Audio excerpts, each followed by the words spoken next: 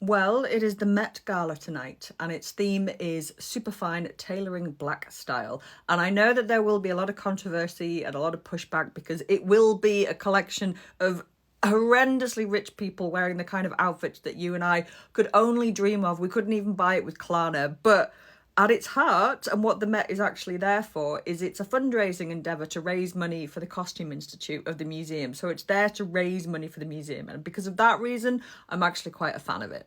Now, the guest curator of this year's exhibition is Professor Monica L. Miller, and she is Professor of Africana Studies at Columbia University in New York, and she's also the author of this book. Published in 2009, Slaves to Fashion, Black Dandyism and the Styling of Black Diasporic Identity. And it's this book that has provided much of the inspiration for the Met Gala theme.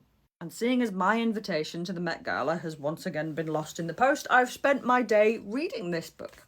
I thought I'd tell you a little bit about Professor Miller's arguments and what she's asserting in the book, because that might help us understand what's going on the red carpet.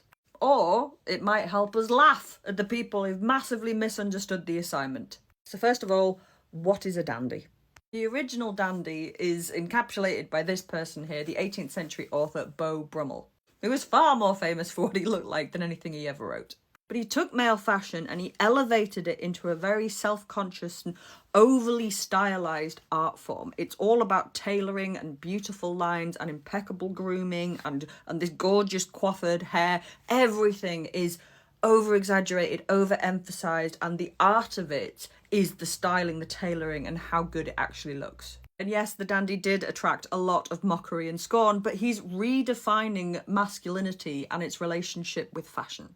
So very good for you, Beau Brummel, 2 gold stars. But this isn't what Miller is looking at. She is looking at how this type of fashion, this type of art form, the use of clothing as a form of resistance and declaration of self was used by black men throughout history. And she actually goes back earlier than Beau Brummel.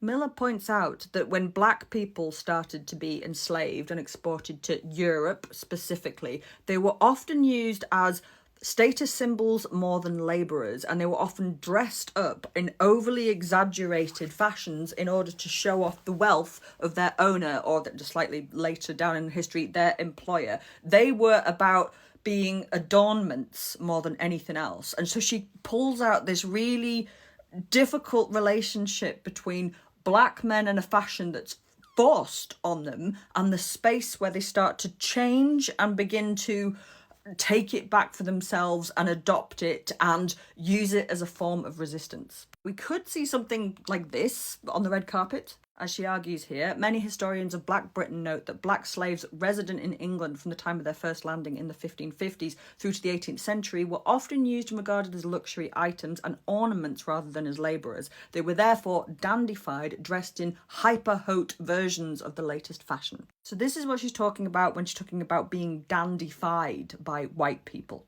She writes, "As he changes clothes and strikes a pose, the black dandy performs sameness and difference, safety and danger, all the while telling a story about self and society.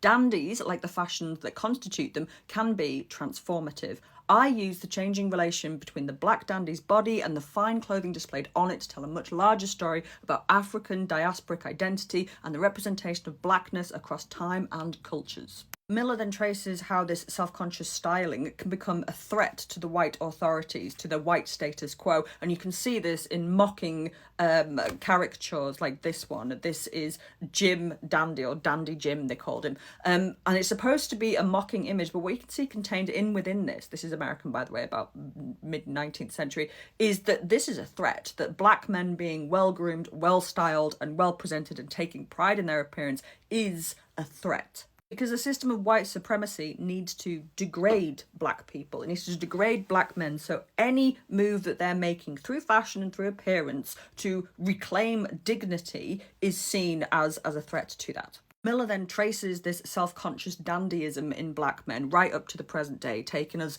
through the 19th century, through 1920s Harlem Renaissance, through the fight for civil rights, all the time picking apart how fashion operates as a site of resistance and rebellion, as well as a plea for acceptance and equality. So that's what I'm hoping to see on the red carpet tonight, is people that have captured this idea of fashion as a site of rebellion, independence, and a fight for equality and individuality. Or as Miller puts it, in choosing to concentrate on the dandyism of black men, I aim also to study the way in which the black dandy figure embodies the construction and deconstruction of masculine identity relative to negotiations of race, sexuality, and class. Because the dandy is a figure who exists in the space between masculine and feminine, homosexual and heterosexual seeming and being. Even when not specifically racialized, an investigation of the black dandy's emergence and perpetuation as a cultural sign of this intermediacy says much about the politics and aesthetics of racialization and identity formation. That is a lot to live up to, so I hope that everybody has got their game faces on and that my invitation turns up next time.